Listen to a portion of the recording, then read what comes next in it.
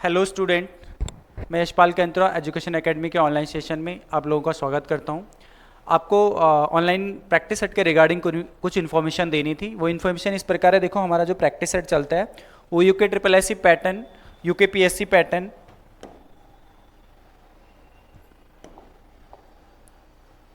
देखो जो practice set जो हमारा चलता है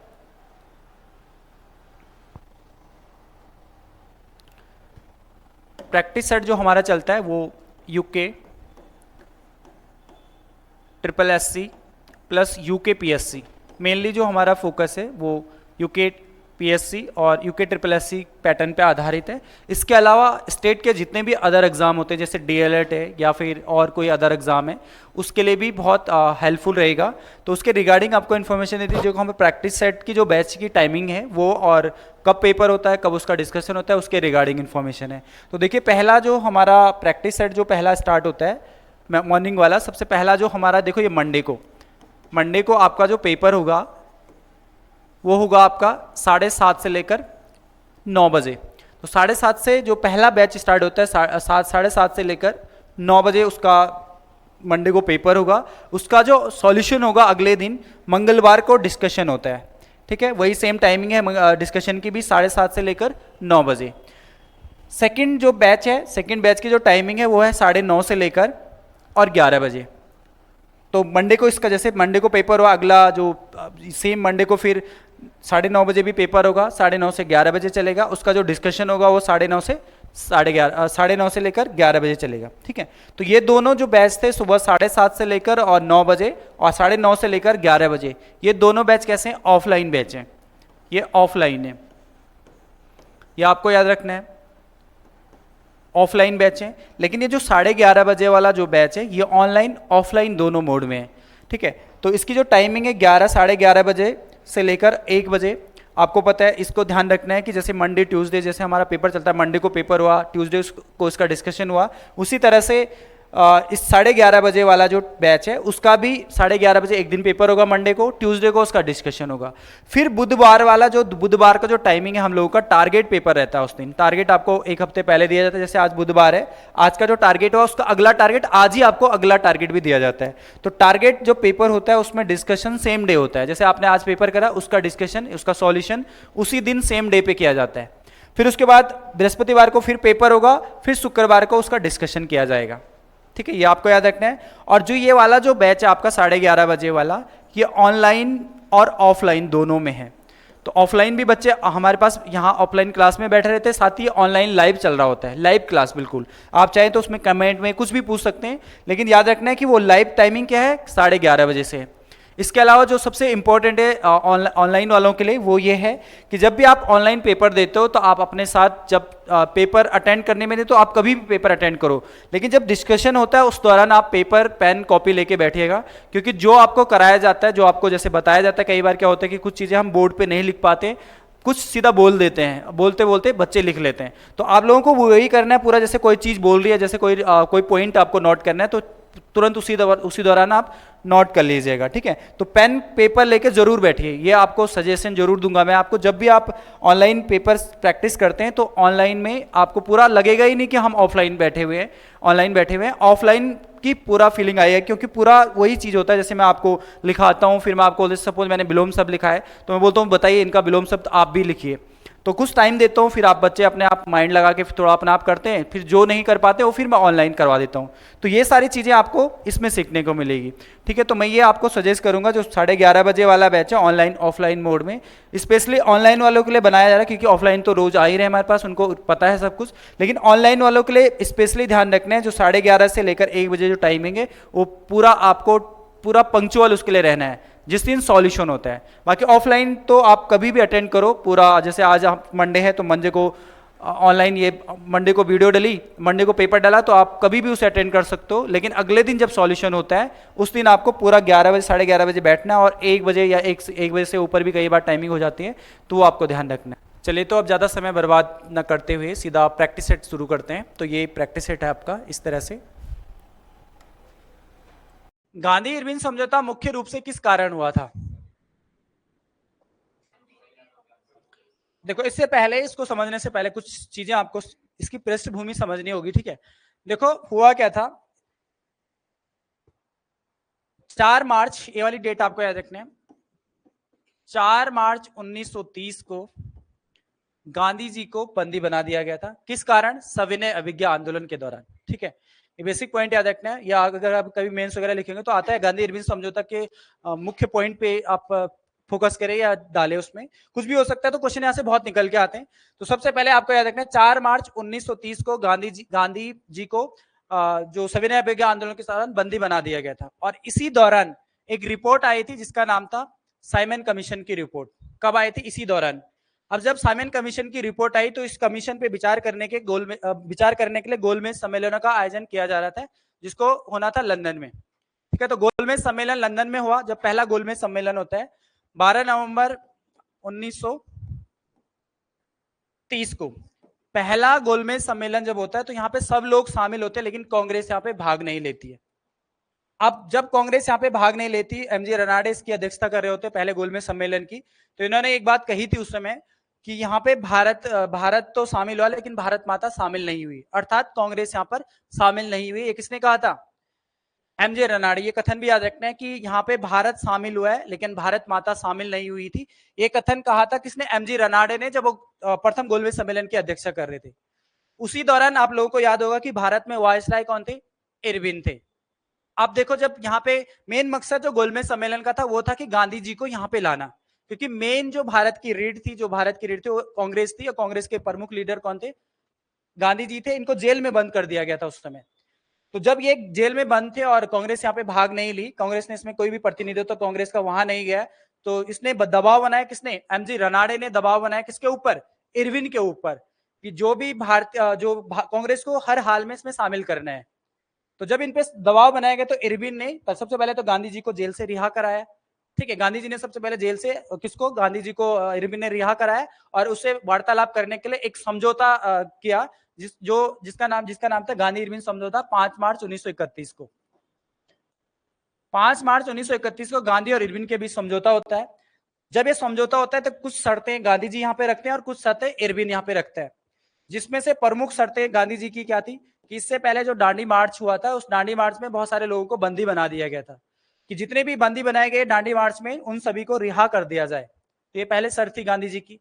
दूसरी थी जो नमक कानून इन्होंने तोड़ा था उसको वापस लिया जाए और दोबारा से भारतीयों को नमक बनाने के अधिकार इनको दिया जाए।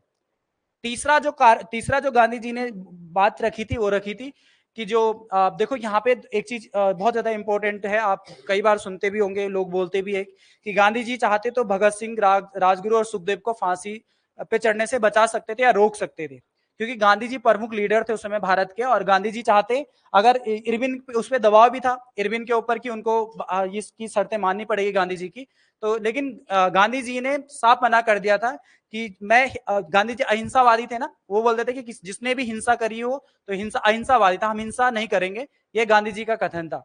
तो जब राजगुरु सुखदेव और भगत सिंह को फांसी पे चढ़ाने वाली जो बात आई तो उन्होंने बोला इन्होंने हिंसा करी है इसलिए इनको माफ नहीं किया जाएगा, लेकिन एक चीज हो सकती है, इनकी जो सजा है फांसी से नहीं बल्कि इनको उसमें उम्र कैद की सजा दी जाए, मतलब दिला सकते थे, लेकिन गांधी जी ने ये बात नहीं रखी, जबकि ये उस समय हो सकता था। तो ये सबसे बड़ा कलंक भी इसको माना जाता है गांधी इरविन समझौता का, कि गांधी जी ने इस बात को नहीं माना है। अगर गांधी जी चाहते तो उस समय सुखदेव, राजगुरु और भगत सिंह को फांसी से लटकने से रोक सकते थे। तो कुछ शर्तें तो इनकी मानी गई कि, लेकिन कुछ शर्तें नहीं मानी गई। और दूसरा, गांधी जी ने यह शर्त फिर मान ली थी कि चलो हम कांग्रेस के जो गोलमेज सम्मेलन हो रहा है इसमें हम भाग लेंगे। तो कांग्रेस के गोलमेज सम्मेलन में, जब द्वितीय गोलमेज सम्मेलन होता है तो गांधी जी भाग लेते हैं द्वितीय गोलमेज सम्मेलन में। तो यही तो इसका आता है, गांधी इरविन समझौता मुख्य रूप से किस कारण हुआ था कि गोलमेज सम्मेलन में कांग्रेस की भागीदारी को सहज करने के लिए यह आंदोलन हुआ था। तो सही आंसर क्या होगा? डी आंसर होगा। लेकिन ध्यान रखना, अगर कभी आपके पास क्वेश्चन आएगा कि गांधी इरविन समझौता के कारण कौन सा आंदोलन गांधी जी ने वापस ले लिया था, तो आंसर होगा सविनय अवज्ञा आंदोलन को वापस लिया था। ठीक है, और भाग लेने के लिए, गोलमेज सम्मेलन में भाग लेने के लिए मुख्य रूप से आंदोलन हुआ था। ये गोलमेज सम्मेलन में भाग लेने के लिए ये इरविन समझौता हुआ था 3 मार्च 1931 को। ठीक है, ये पॉइंट आपको बहुत अच्छे से याद रखना है। 22 पे आते हैं। ओलंपिक पदक जीतने वाली पहली भारतीय महिला का नाम क्या है? तो आंसर होगा कर्णम मल्लेश्वरी। ठीक है, कर्णम मल्लेश्वरी, इन्होंने सन 2000 में सिडनी ओलंपिक, सिडनी ओलंपिक में कौन सा मेडल जीता? कांस्य पदक जीता, ब्रॉन्ज जीता, ठीक है। तो आप याद रखना है ब्रॉन्ज इन्होंने जीता, और किस में जीता? भारोत्तोलन में, वेट लिफ्टिंग में जीता, ठीक है। ये भी आपको पॉइंट याद रखना है, क्वेश्चन पूछा गया है कि भारत के लिए ओलंपिक में प्रथम पदक जीतने वाली कर्णा मल्लेश्वरी ने, इनका संबंध किस खेल से रहा है, या फिर इन्होंने किस में भारत को ब्रॉन्ज मेडल दिलाया? तो आंसर होगा भारोत्तोलन, ठीक है। दूसरा पॉइंट ये याद रखना है कि भारत के लिए व्यक्तिगत स्पर्धा में पहला गोल्ड मेडल जीतने वाले कौन थे? आंसर होगा अभिनव बिंद्रा, ठीक है। अभिनव बिंद्रा सन 2000 में, जो 2008 में जो बीजिंग ओलंपिक हुआ था, उसमें व्यक्तिगत स्पर्धा में गोल्ड मेडल जीता था, ठीक है। और भारत के लिए गोल्ड मेडल जीतने वाले व्यक्तिगत स्पर्धा में पहले व्यक्ति कौन थे? अभिनव बिंद्रा ही आते 2008 में। एक पॉइंट और अभिनव बिंद्रा से याद रखना है, रिसेंटली करंट के हिसाब से इंपॉर्टेंट है। क्वेश्चन ये बनेगा कि पेरिस ओलंपिक 2024 में अभिनव बिंद्रा को एक अवार्ड दिया गया था, उस अवार्ड का नाम क्या था? या क्वेश्चन ये बनेगा कि द्वितीय भारतीय कौन है जिनको पेरिस ओलंपिक में ओलंपिक ऑर्डर सम्मान से सम्मानित किया गया है? तो आंसर होगा अभिनव बिंद्रा, ओलंपिक अवार्ड, ठीक है। तो याद रखना है Olympic award, Olympic order award, ठीक है। शॉर्ट में लिख रहा हूं, ओलंपिक अवार्ड ऑर्डर से सम्मानित होने वाले दूसरे भारतीय अभिनव बिंद्रा 2024 में। इससे पहले कौन थे? इंदिरा गांधी 1983, ठीक है। इससे पहले इंदिरा गांधी 1983 में इनको दिया गया था। किस क्या? अब ये जो सम्मान दिया जा रहा है, वैसे तो आप बोलेंगे कि इनको क्यों दिया गया, ये कौन सा खेल रहे थे यहाँ पे? जो ओलंपिक के लिए, ओलंपिक कमेटी के लिए कुछ योगदान दे अपना, उनको ये अवार्ड दिया जाता है। ये ऐसा नहीं कि खिलाड़ियों को दिया जाए, ठीक है। तो इंदिरा गांधी को इसलिए दिया क्योंकि इन्होंने 1975 के आसपास भारत ने जब इनमें पार्टिसिपेट किया था, तो भारतीय उसके लिए ओलंपिक कमेटी के लिए बहुत सारा योगदान दिया था अपना, तो इसलिए उनको दिया गया, ठीक है। अच्छा क्वेश्चन है, याद रखना है, लेकिन याद रखेंगे उनको भी दिया गया था 1983 में, ठीक है। 23 पे आते हैं, रचना दाव निम्न में से किन दो नदियों के बीच स्थित है? हाँ, तो आंसर होगा रावी और चिनाब। रचना, रचना, रचना से याद रखेंगे रावी और चिनाब। एक आपका आता है विस्त, विस्त किसका होगा? ब्यास और सतलज, विस्त, ठीक है, ब्यास और सतलज, ओके। तो ये भी याद रखना है। दावाब क्षेत्र किसे बोलते हैं? दोआब क्षेत्र, सॉरी, दोआब क्षेत्र दो नदी घाटियों के बीच का जो उपजाऊ क्षेत्र होता है उसको दोआब क्षेत्र कहा जाता है, ठीक है। तो इन रावी और चिनाब के बीच के लिए बोला जाता है रचना, और ब्यास और सतलज के लिए विस्त। 24 है, 1857 के विद्रोह की विफलता के निम्नलिखित में से कौन से कारण थे? पहला कारण है अंग्रेजों की सैन्य श्रेष्ठता, बिल्कुल सही बात है कि अंग्रेजों की सैन्य जो था वो श्रेष्ठता थी। विद्रोहियों के पास कोई एकीकृत कार्यक्रम एवं विचारधारा नहीं थी, ये भी बिल्कुल सही है। जो विद्रोही थे भारत के, उनके पास कोई भी एक विचारधारा नहीं थी, और कोई भी एक एकीकृत कार्यक्रम और विचारधारा नहीं थी, ये भी सही है।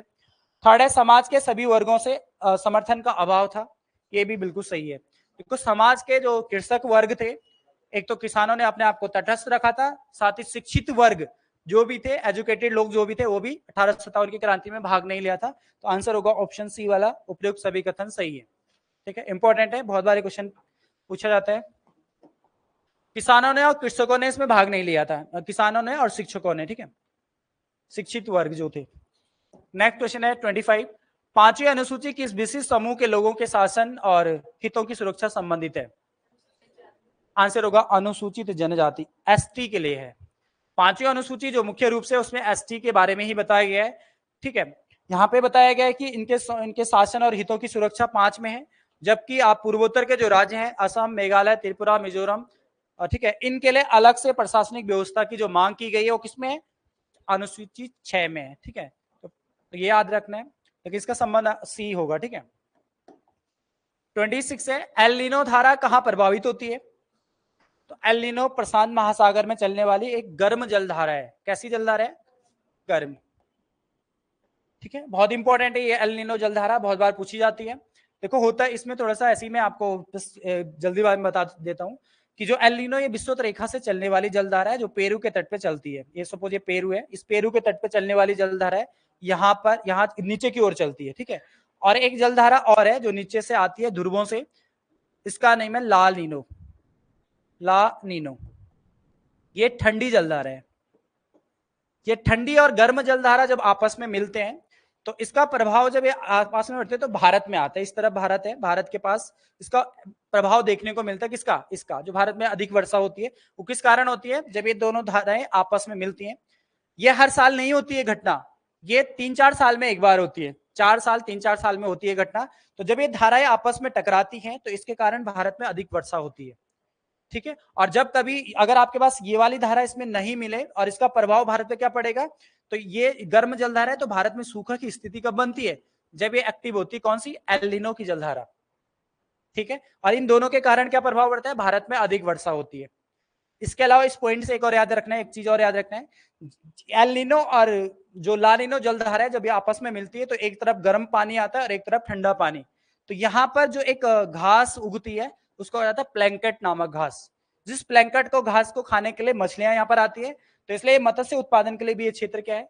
सबसे ज्यादा इंपॉर्टेंट है। मत्स्य उत्पादन के लिए जाना जाता है ये वाला क्षेत्र, पेरू का तट। ठीक है, तो ये भी आपको पॉइंट याद रखना है, यहाँ से क्वेश्चन कई बार यहाँ से भी पूछे जाते हैं। 27 पे आते हैं। ग्लोब पर 1 डिग्री के अंतराल पर खींची गई अक्षांश रेखाएं कितनी है? इसका सही आंसर होगा 179।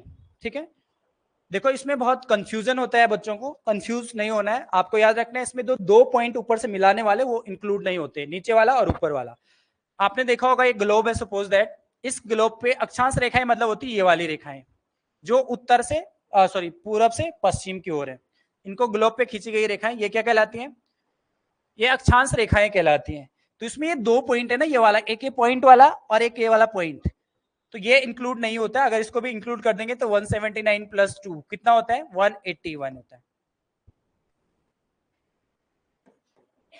ठीक है, लेकिन ये इसमें इंक्लूड नहीं होती है क्योंकि ये तो ऑटोमेटिकली है ना, तो ग्लोब है पूरा, इसको पृथ्वी गोल है उसके कारण ये क्या है? गोल बना हुआ है, ये खींची गई रेखा नहीं है। तो टोटल खींची गई रेखाओं की संख्या कितनी है? 179। ठीक है, ये आपको याद रखना है। दूसरा, इनको तो अक्षांश रेखाएं कहती हैं, इनको क्या कहते हैं? अक्षांश, याद रखना है। और इस तरह जो खींची गई रेखाएं होती हैं ग्लोब पे, आप देखते हो इस तरह की रेखाएं आपको देखने को मिलती हैं। इन रेखाओं को क्या बोलते हैं? इनको बोलते हैं देशांतर रेखाएं।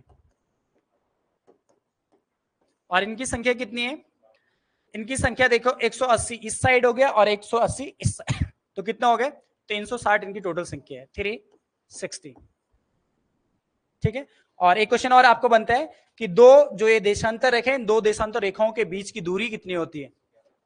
ये जो पॉइंट है इनकी बीच की दूरी 111, या तो ये दिया होगा या अगर पॉइंट में और लिखा होगा तो 111.32 111.32 किलोमीटर। और इन 2 देशांतरों के बीच की दूरी को क्या कहते हैं? गोरे। ये पॉइंट भी आपको याद रखना है। ठीक है, बहुत बार आता है। एक और चीज याद रखना है कि जब हम इन ये जो एक देशांतर से लेकर दूसरे देशांतर पे आते हैं तो टाइम पे क्या प्रभाव पड़ता है? कितना मिनट का कम या ज्यादा होता है? 4 मिनट का। ध्यान रखना है, अगर हम दाईं ओर आएंगे तो 4 मिनट बढ़ेगा और अगर हम बाईं ओर जाएंगे तो 4 मिनट कम होगा। ये विशेष ध्यान रखना है। दाईं ओर आने पे क्या होता है? 4 मिनट बढ़ेगा, ये दाईं ओर है। और अगर हम बाईं ओर जाएंगे इस तरफ तो क्या होगा? 4 मिनट कम हो जाएगा। ठीक है, वो टाइम जोन जो निकालते हैं हम उसको भी आपको ध्यान में रखना है। चले नेक्स्ट क्वेश्चन पे आते हैं। 28 है, किस पठार पर कर्क रेखा कर्क रेखा और भारतीय मानक समय रेखा एक दूसरे को काटती हैं? सही आंसर होगा बघेलखंड का पठार, जो छत्तीसगढ़ और मध्य प्रदेश के आसपास पड़ता है। छत्तीसगढ़ और मध्य प्रदेश में इसका, यूपी में भी थोड़ा बहुत पार्ट इसका पड़ता है, लेकिन मैक्सिमम पार्ट इसका छत्तीसगढ़ और मध्य प्रदेश में पड़ता है। ठीक है, तो बघेलखंड का पठार आपको याद रखना है। कर्क रेखा जो भारत के 8 राज्यों से होकर गुजरती है और मानक जो रेखा है वो 5 राज्यों से होकर गुजरती है, जिनमें से एक बघेलखंड यानी कि छत्तीसगढ़ से होकर भी गुजरती है। तो ये इंपॉर्टेंट है, बहुत बार पेपर में पूछा जाता है बघेलखंड का पठार। ठीक है, याद रखना है कि मानक सीमा रेखा, मानक जो ये समय रेखा है ये 5 राज्यों से होकर गुजरती है। याद कराया था आपको, याद होगा, अंधे की छतरी एमपी यूपी में उड़ी, याद है ना? आंध्र प्रदेश, मध्य प्रदेश, उत्तर प्रदेश, छत्तीसगढ़ और उड़ीसा, इन 5 राज्यों से होकर गुजरती है। ठीक है, और कर्क रेखा 8 राज्यों से होकर गुजरती है। ये बेसिक क्वेश्चंस भी याद रखने हैं। 29 है, वर्नाकुलर प्रेस एक्ट के बारे में इनमें से कौन सा कथन सही है? अब देखो, वर्नाकुलर प्रेस एक्ट बहुत बार पूछा जाता है। वर्नाकुलर प्रेस एक्ट इसे लिटिन के द्वारा अधिनियमित किया गया था 1878 में। तो पहला कथन बिल्कुल सही है, 1878 में किया गया था। सेकंड है, इसे गैंगिंग अधिनियम के रूप में जाना जाता है। वेरी वेरी इंपॉर्टेंट, याद रखेंगे कि वर्नाकुलर प्रेस एक्ट को किस रूप में भी जानते हैं, गैंगिंग अधिनियम के रूप में भी जानते हैं। क्वेश्चन कई बार आपको पूछा जा सकता है गैंगिंग अधिनियम किसे कहते हैं, या किस एक्ट को गैंगिंग एक्ट के रूप में भी जाना जाता है। तो आंसर होगा वर्नाकुलर प्रेस एक्ट। क्योंकि इसमें हुआ क्या था, जो जितने भी ब्रिटिश जो भारत के जो प्रेस थी, भारत के प्रेसों को क्या किया जा रहा था, अगर हम जब ब्रिटिश के खिलाफ या ब्रिटिश शासन के खिलाफ बोलेंगे तो इनको जब्त कर दिया जा रहा था। इनको गैंगिंग मतलब होता है एक तरह से गला घोटना, इनको बंद किया जा रहा था। ठीक है, तो गैंगिंग अधिनियम के रूप में भी जानते हैं। तो ये आपको इंपॉर्टेंट याद रखना है। इस अधिनियम को रिपन ने निरस्त कर दिया था, ये भी याद रखना है। 1882 में रिपन ने इसको समाप्त कर दिया था। तो आंसर होगा 1, 2 और 3। ठीक है, मतलब जितने भी बेकार कार्य लिट्टन ने किए थे वो सब बेकार कार्य को किसने समाप्त किया, रिपन ने समाप्त किया। इसलिए रिपन को भारत का उद्धारक भी कहा जाता है। ठीक है, तो ये फैक्ट भी आपको यहां से क्लियर रखना है। 30 पे आते हैं, संविधान सभा के संविधान सभा के सदस्य प्रतिनिधि थे। इसका सही आंसर होगा जनता द्वारा अप्रत्यक्ष निर्वाचित किया गया था। यह क्वेश्चन इस तरह से बनता है कि प्रांतीय विधानसभाओं के सदस्यों द्वारा अप्रत्यक्ष रूप से संविधान सभा का गठन किया गया था। तो याद रखना है, प्रांतीय विधानसभा के सदस्यों द्वारा अप्रत्यक्ष रूप से इसका चुनाव किया गया था। नेक्स्ट आते हैं क्वेश्चन नंबर 31 पे। निम्न घटनाओं को काल कर्मानुसार व्यवस्थित कीजिए। ठीक है, अब एक याद रखना है, इस तरह के क्वेश्चन आपके बहुत पेपर में बन रहे हैं कि प्रथम सिख युद्ध कब हुआ था। तो ये हुआ था 1846 के आसपास। ठीक, सिख और अंग्रेज युद्ध 1846। प्रथम अफगान युद्ध कब हुआ था, ये 1839 से लेकर 42 तक चला था, ये आपको याद रख सकते हैं। प्रथम बर्मा युद्ध ये हुआ था 1824 से लेकर और 1826 तक चला था। और तृतीय मराठा युद्ध 1817 से लेकर 19 तक चला था। ठीक है, अब इनको सीक्वेंस से लगाएंगे। तो सबसे पहले कौन हुआ, 4, 3, 2, 1। तो आंसर होगा ऑप्शन ए वाला, सॉरी ऑप्शन बी वाला, 4, 3, 2, 1। ठीक है, आंसर होगा बी। इस तरह के क्वेश्चन बहुत बन रहे हैं, घटनाओं वाला आपको याद रखना है। क्वेश्चन जो भी घटनाएं एक बार उनकी डेट जरूर आपको याद रखनी है। ठीक है, नेक्स्ट क्वेश्चन है क्वेश्चन नंबर, जितने भी क्वेश्चन है प्रीवियस ईयर क्वेश्चन है जो मैं आपको करा रहा हूँ, पूछे गए क्वेश्चन है सारे इंपॉर्टेंट है। ठीक है, क्वेश्चन नंबर 32 है, देखो ये भी क्वेश्चन अच्छा है, समझने वाला। मंत्री परिषद किसके प्रसाद प्रयत्न पदासीन रहते हैं। मंत्री परिषद की बात हो रही, आंसर होगा लोकसभा के प्रति। परिषद अपने आप में क्या है, समूह है। परिषद क्या होता है, समूह। तो याद रखेंगे मंत्री परिषद की बात हुई, मंत्री की बात नहीं हो रही है। अगर आएगा कि मंत्री जो होता है वो किसके प्रति होता है, तो राष्ट्रपति होगा। व्यक्तिगत रूप से आता है ना आपके पास कि मंत्री जो व्यक्तिगत रूप से किसके प्रति उत्तरदायी होते हैं, आंसर होगा राष्ट्रपति। लेकिन अगर आएगा मंत्री परिषद, या मंत्री परिषद बोले या मंत्री परिषद सामूहिक रूप से बोले, सामूहिक रूप से नहीं लिखा है यहाँ पे, जरूरी नहीं है लिखना क्योंकि यहाँ पे परिषद लिखा है। परिषद मतलब अपने आप मंत्रियों का एक परिषद है, वो सामूहिक रूप से ही हो गया। तो आंसर होगा लोकसभा के प्रति उत्तरदायी होता है। सेम क्वेश्चन पेपर में पूछा गया, तो याद रखना है लोकसभा के प्रति। लेकिन मंत्री अगर आएगा किसके प्रति होता है, राष्ट्रपति के प्रति व्यक्तिगत रूप से। तो ये याद रखना है। 33, दादा भाई नेहरू द्वारा लंदन में किस संस्था की स्थापना की गई थी। इसका सही आंसर होगा ऑप्शन सी वाला, द ईस्ट इंडिया एसोसिएशन, 1866 1866 में। ठीक है, तो ये भी ध्यान रखेंगे। नेक्स्ट है 34, क्वेश्चन है थाड़ी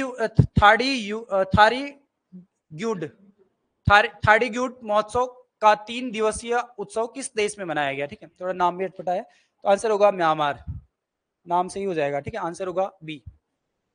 35 पे आते हैं, यूनाइटेड किंगडम की महारानी एलिजाबेथ द्वितीय के संबंध में निम्नलिखित कथनों में से कौन सा कथन सही है। क्योंकि रिसेंटली इनकी डेथ हुई थी, आप सभी को पता होगा, महारानी एलिजाबेथ सेकंड की मृत्यु हुई थी। तो इसके बारे में जो कथन है वो ए वाला सही, इन्होंने 70 वर्ष तक शासन किया और 96 वर्ष की आयु में इनका निधन हो गया था। इनका निधन कब हुआ, तो आंसर होगा 8 दिसंबर 2022 को इनका निधन हुआ, 8 दिसंबर 2022। ठीक है, तो अच्छा क्वेश्चन है, ये भी पूछा गया था पेपर में, याद रखेंगे। 36, राष्ट्रीय शिक्षा नीति यानी कि न्यू एजुकेशन पॉलिसी जो आई है राष्ट्रीय शिक्षा नीति 2020 में किस ग्रेड से व्यावसायिक शिक्षा को मुख्य धारा की शिक्षा में एकीकृत करने पर जोर दिया। व्यावसायिक शिक्षा मतलब वाणिज्यिक शिक्षा बोलेंगे या फिर कॉमर्शियल जो चीज बोलेंगे, तो उसको किस ग्रेड में शामिल करने की जोर दिया गया है? आंसर होगा ग्रेड 6। ग्रेड 6 का मतलब क्लास 6, ठीक है, इसको इसमें ग्रेड ही कहा गया तो क्लास 6 आप इसको याद रखेंगे। 37 है, ये भी क्वेश्चन रिसेंटली एग्जाम में पूछा गया है। G20 सदस्य प्रतिनिधित्व करते हैं या प्रतिनिधि करते हैं, वैश्विक जीडीपी का लगभग 85% कवर करता है, पहला वाला बिल्कुल सही है, ठीक है। सेकंड है वैश्विक व्यापार का लगभग 50% कवर करता है, ये गलत है, 50% नहीं 75% कवर करता है, ठीक है, याद रखना है। विश्व की लगभग 2/3 जनसंख्या इसमें निवास करती है, ये भी सही है। तो 1 और 3 इसका सही आंसर होगा ऑप्शन बी वाला, ठीक है, बी आंसर इसका सही होगा। 38 है मैनहट्टन परियोजना क्या है? इंपॉर्टेंट है, ये भी एग्जाम में पूछी गई है। मैनहट्टन परियोजना जो है वो आंसर होगा बी वाला, एक अनुसंधान और विकास उपकरण जिसने पहले परमाणु हथियार का उत्पादन किया है, ठीक है, तो मैनहट्टन आप याद रखेंगे।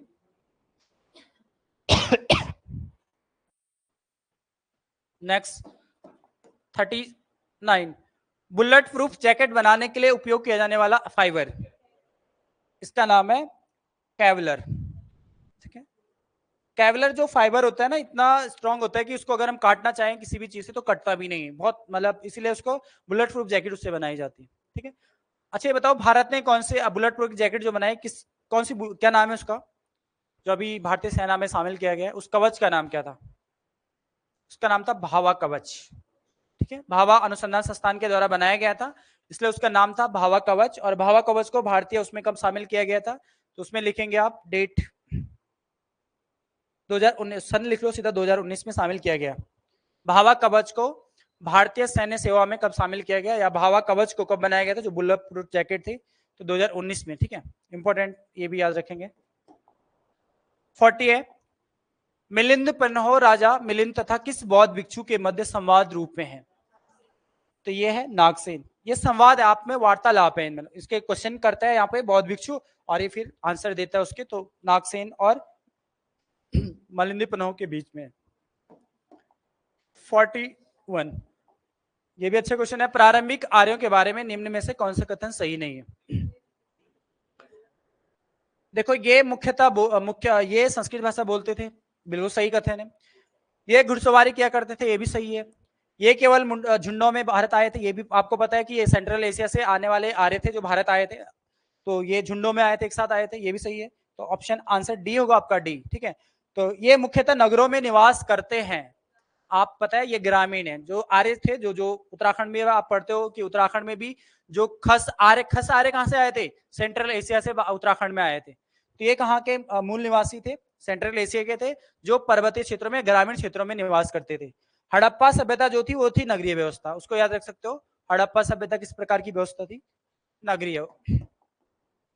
42 भारत के कौन से क्षेत्र उत्तर पूर्वी मानसून से वर्षा प्राप्त करते हैं?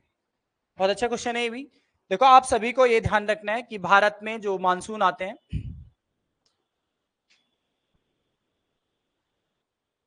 इस तरह से जो भी है इसका मैप ऐसे याद वो करा रहा हूं आपको। अब क्या होता है कि भारत में उत्तर पूर्वी मानसून जो है, ये वाला उत्तर पूर्व यहाँ से आने वाले जो मानसून है, ये लौटता हुआ मानसून भी इसको बोला जाता है। जब ये लौटता हुआ मानसून इस साइड आता है तो इस वाले तट पे बारिश करता है, इस वाले तट को बोला जाता है कोरोमंडल तट या फिर तमिलनाडु में स्थित क्षेत्र। अब क्वेश्चन पे आते हैं। देखो उत्तर पूर्वी मानसून थे, तमिलनाडु तट तो आप सभी को पता है कि नवंबर दिसंबर में सर्वाधिक बारिश कहाँ होती है? तमिलनाडु में होती है। इस मानसून के कारण लौटता हुआ मानसून बोलते हैं इसको, या फिर उत्तर पूर्वी मानसून बोलते हैं, क्योंकि ये घूम के क्या आता है वापस आता है। सेकंड है गुजरात तट। देखो गुजरात इधर है, तो गुजरात तट तो यहाँ नहीं आएगा, नहीं, तो ये यहाँ ये वाला तो गलत हो जाएगा क्योंकि गुजरात के तट पे नहीं आता है। फिर आपका दक्षिणी आंध्र प्रदेश। अब देखो आंध्र प्रदेश आपका ये वाला पार्ट है, आंध्र प्रदेश वाला, तो दक्षिणी आंध्र प्रदेश ये इससे किससे लगता हुआ है? तमिलनाडु से लगता हुआ है। ये वाला जो नीचे वाला पार्ट है तमिलनाडु से लगता हुआ है, तो यहाँ पर भी बारिश करेगा। इसके अलावा दक्षिण पूर्व कर्नाटक। अब देखो कर्नाटक यहाँ पर कहीं है, तो दक्षिण पूर्व, ये वाला दक्षिण पार्ट इसका पड़ेगा, और ये कर्नाटक है, उत्तर दक्षिण पूर्व वाला पूर्व तो है ही है, तो यहां पर भी बारिश करेगा। तो आंसर होगा आपका 1, 3, 4, ऑप्शन बी इसका सही आंसर होगा। ठीक है, क्वेश्चन नंबर 43, मेरा गांव मेरी धरोहर किस मंत्रालय से संबंधित है? बहुत अच्छा क्वेश्चन है। मेरा गांव मेरी धरोहर योजना, यह है केंद्रीय संस्कृति मंत्रालय द्वारा। ठीक है, इसको कब लॉन्च किया गया, तो इसकी डेट लिखेंगे 17 जुलाई 2023, 17 जुलाई 2023। ठीक है, अब देखो ये जो योजना है, ये संस्कृति, आप इसका एक पोर्टल भी है, आप चाहे तो उस पोर्टल में जाके देख सकते हैं। जैसे आपका अपने गांव को भी देख सकते हैं, अगर आपके गांव की फोटो डली होगी तो दिख, नहीं भी डली होगी तो आप अटैच भी कर सकते हो। आपको क्या करना है, उत्तराखंड, जैसे आपने डाला हो पोर्टल मेरा गांव मेरे धरोहर पोर्टल, आप डालेंगे उसमें जाएंगे तो पहले अपना स्टेट सेलेक्ट करेंगे उत्तराखंड, उसके बाद अपना स्टेट के बाद अपना जनपद सिलेक्ट करेंगे, फिर अपना ब्लॉक सिलेक्ट करेंगे, फिर अपना गांव में पहुंच जाएंगे। तो जैसे गांव खोलेंगे, आपकी फोटो, आपके गांव की फोटो अगर अपलोड होगी, किसी ने कर दी होगी तो अपलोड होगी, आप चाहे तो अपने गांव की फोटो वहां पे डाल सकते हो। इसके बाद आपने आपने धरोहर जो भी वहां पे आपके गांव का मुख्य रूप से जो धरोहर है उसको वहां पे फोटो अपलोड कर सकते हो। ठीक है, तो इंपॉर्टेंट है, पूछा जा सकता है किस मंत्रालय ने जारी किया है, तो संस्कृति मंत्रालय के द्वारा जारी किया गया। उस पोर्टल में साफ साफ ऊपर लिखा भी है। ठीक है, कल्चर मिनिस्ट्री। ठीक है, क्वेश्चन नंबर 44 है, ये भी अच्छा क्वेश्चन है। राज्यसभा के संबंध में त्रुटिपूर्ण कथन कौन सा है? देखो, पहला कथन है तीनों अवसरों पर राज्यसभा लोकसभा की संयुक्त बैठक आयोजित हुई थी। अब तक 3 बार संयुक्त अधिवेशन हो चुका है, पहला कथन बिल्कुल सही है। एक बार 1961 में हुआ था दहेज उन्मूलन के लिए, सेकेंड टाइम 1978 में हुआ था बैंकिंग अधिनियम के लिए हुआ था, और थर्ड टाइम 2002 में पोटा कानून के लिए। ठीक है, सेकेंड है वर्तमान में संघ राज्य क्षेत्रों से 8 सदस्य राज्यसभा में निर्वाचित होते हैं, ये भी बिल्कुल सही है। 4 J&K से होते हैं, 3 कहां से होते हैं, दिल्ली से, दिल्ली, और एक है आपका पांडुचेरी। तो कितने हो गए, 8, ये भी सही है। थर्ड है डॉक्टर एस राधाकृष्णन राज्यसभा के एकमात्र सभापति हैं जो लोग लगातार 2 कार्यकाल इस पद पर रहे। क्या ये सही है, गलत? ये गलत है। 2 है डॉक्टर हामिद अंसारी भी रहे हैं। ठीक है, तो आपको पता है 2 बार उपराष्ट्रपति डॉक्टर हामिद अंसारी भी रहे, और उपराष्ट्रपति ही क्या होता है, राज्यसभा का पदेन सभापति होता है। तो इसलिए ये वाला कथन सही है, और यही आंसर भी है आपका। ठीक है, 4th वाला सही है। प्रथम संविधान संशोधन के लिए राज्यसभा के अनुसमर्थन नहीं लिया गया था। आप सभी को पता है प्रथम जो संविधान संशोधन हुआ था वो 1951 में हुआ, भूमि अधिग्रहण के लिए। तब तक तो राज्यसभा का गठन ही नहीं हुआ था। राज्यसभा का गठन कब हुआ, 3 अप्रैल 1952 को हुआ। ठीक है, तो आंसर होगा इसका सी। 45 पे आते हैं, पूर्वी पश्चिमी कॉरिडोर जोड़ता है सिलचर से पोरबंदर को। सिलचर यानी कि जो अरुणाचल प्रदेश में, और पोरबंदर यानी कि गुजरात में। ठीक है, अगर आएगा उत्तर दक्षिण कॉरिडोर श्रीनगर से कन्याकुमारी, तो इसमें आप याद रख सकते हैं उत्तर दक्षिण कॉरिडोर। ठीक है,